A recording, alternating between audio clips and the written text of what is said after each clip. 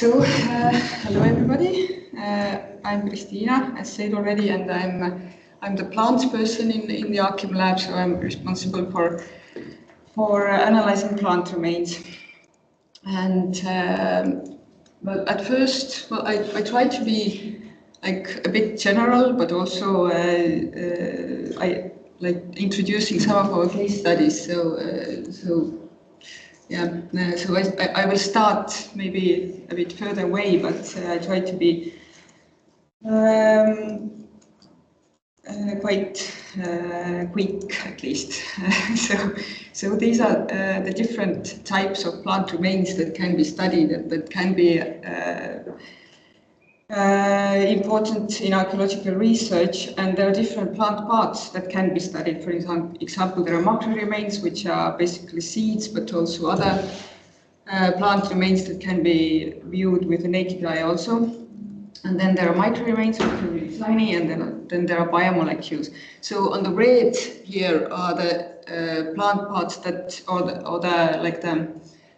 the environments where the plant remains can come, which we can analyze in our lab. So this is macro remains from soils and sediments, and micro remains from different environments like wood crust, dental calculus, but also the pores of artifacts, and also from the biomolecular part, food crust, and also the isotopic analysis of actual plant remains also.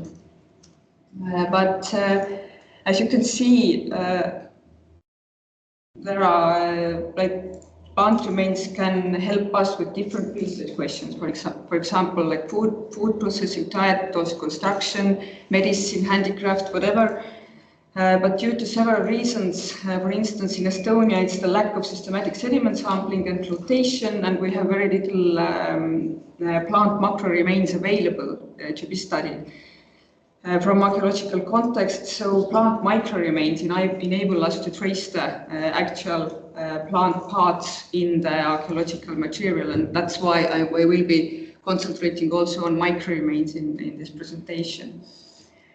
So, as you can see, you can actually study everything from plant remains or very many different parts. But we in Archim lab started from the diet-related questions, and the environments we concentrate on are those that are quite directly connected with dietary questions, and these are the food crust and dental calculus.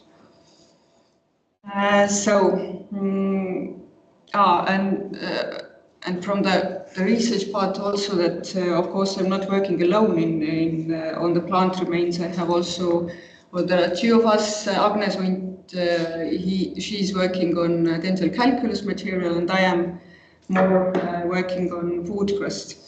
But we started out basically from scratch 4 to 5 years ago, and at first we just compared and adapted the methodologies of extracting plant remains from different environments and building our own reference collection, which has also been very time consuming.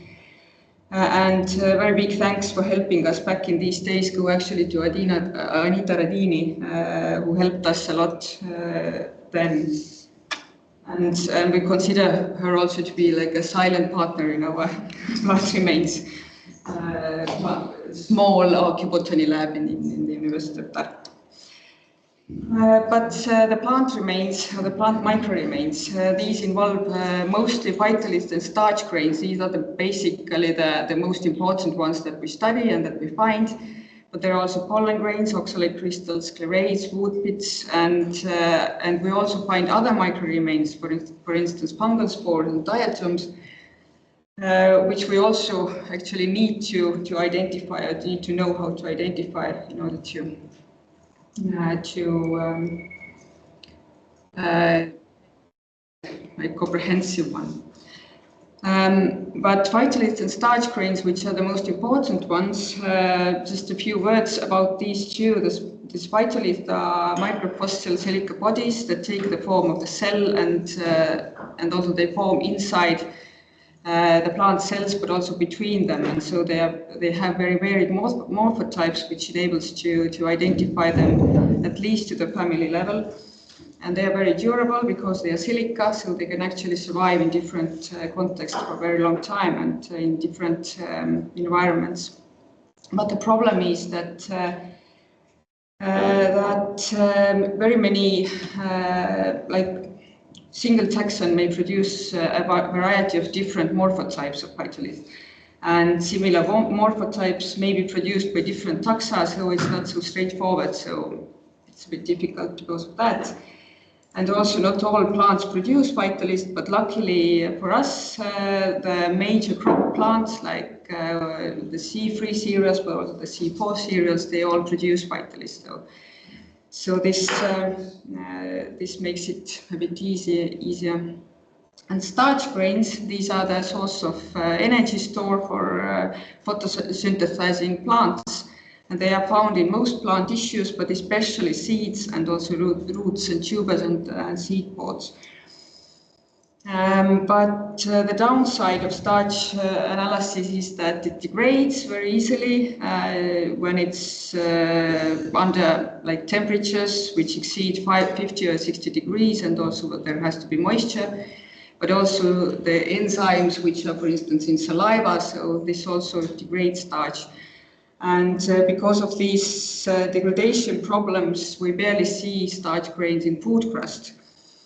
But the starch can survive in very stable environments, and that's why we do find starch grains in dental calculus, for instance, and also in the pores of the different artifacts. So now a bit of the methodology that we use in our lab. It's quite basic. There is not much like really difficult or very very complicated stuff we don't do with the material. But of course, it's quite time consuming because of the recording and the identification process of the whole slide, which we see under the microscope. This recording and identification part is the most time-consuming one in this micro remains analysis. But so with the food crust, we use simple methodology that we scrape the small amount of food crust, which is usually 1 milligram, to an Eppendorf tube, add a few drops of Millikuu ultra pure water, then we sonicate it, and then we go like put the or pipette the homogenized crust straight on this microscope slide, and then we view it immediately. And with dental calculus, this has to be dissolved in hydrochloric acid. Of course, before that, it has to be cleaned. And then it is dissolved in hydrochloric acid, and also all this dissolved calculus we view under the microscope just straight after this dissolving. So this is the thing that we do here in Jakobi 2. This is the actual place where we do the micro remains analysis. So now to some of the cases. Those on this table, this is a really simplified table. You can see the comparison of the amount of plant micro remains from food crusts of different sites, which I have analyzed, and there is this number of samples. You can see they are not so big ones, except for maybe the Pada. These are like 2116. They are not so small, but the others are quite small numbers. But I think that what can be seen is that the number of plant remains from settlement pots is significantly larger than that in the cemetery pots. And this, despite, like, it doesn't matter even if it's the Bronze Age or it's the Iron Age. So that well, yeah, of course, there are not so many samples, but still there is a kind of trend visible, I think. So, but of course, obviously, we don't do micro remains like in isolation here. We do it in comparison, or not in comparison with, but in combination with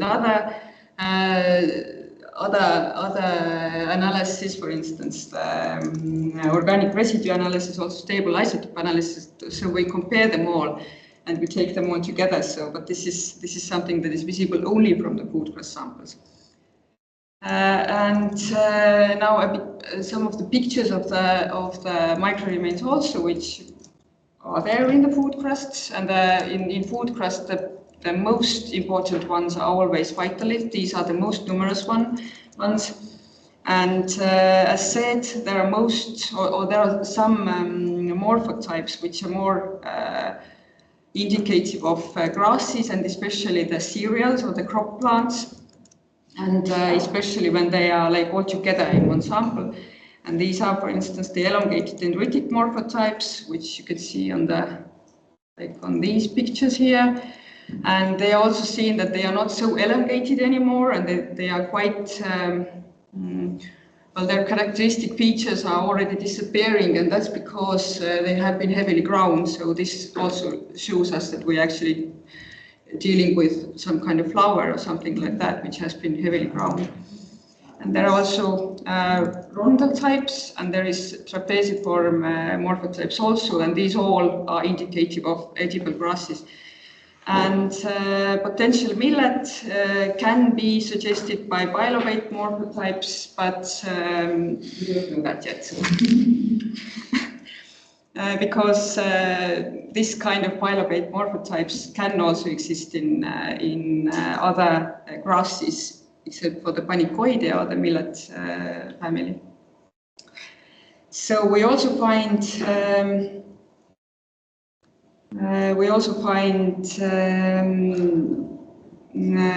wood remains. And most of the time we cannot say if they are from conifer or deciduous trees, but in some cases we can do that, and that's because of the wood pits. And on these two pictures you can see the pits, which are indicative of conifer trees. So, but how do the wood remains actually go to the food crust? This can be because of the fuel, and it's most likely the fuel actually, which which is why the wood remains are in the pots. But there is also the possibility that it's the leaves or the ladles or the sticks that have been used to stir the food in the pot. Other than plant remains, we also find micro-remains like fungi and diatoms, and the fungi, especially the hypha and spores of Glomeromycota type fungi, are the most numerous in all the, like the tensile calculus samples, but also in the food crust samples. And these are fungi that exist in symbiosis of plant roots. So they actually can be from the insufficiently washed vegetables that have gone into the food crust with the vegetables, but they can also be, of course, from the buried soil itself when the food crust has not been so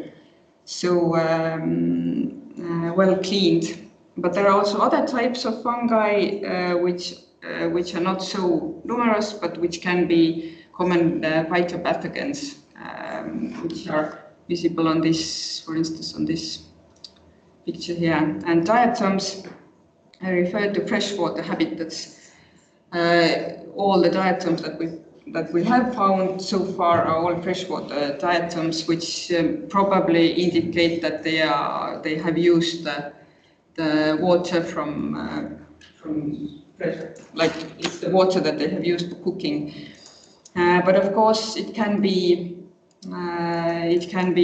also from the fish or even from water plants that have been used for food.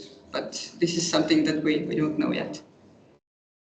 And now just 2 slides from the tensile calculus part also, and you can see also Agnes Unt, who is responsible for this tensile calculus part. And I also made a small table of her results. This is the comparison between the 2 late Ironite cemeteries, Pada and Kukruse, and also I took this 2 millennia earlier Jõelähtme burial site in comparison here.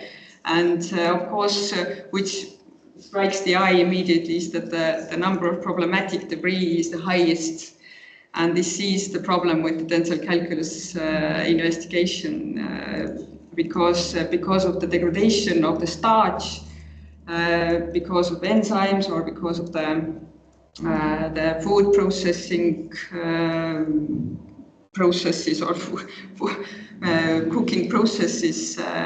Most of the starch grains are actually degraded, and they are very difficult to identify.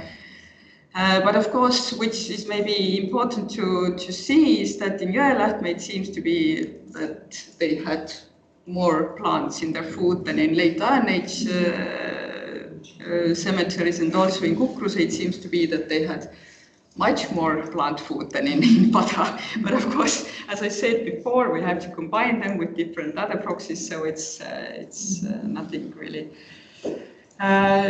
confident. And these are the different starch grains from Pada cemetery, just a small picture of these also. And when this ABC shows the archaeological starch, then on this D, E, and F you can see the reference collection starch.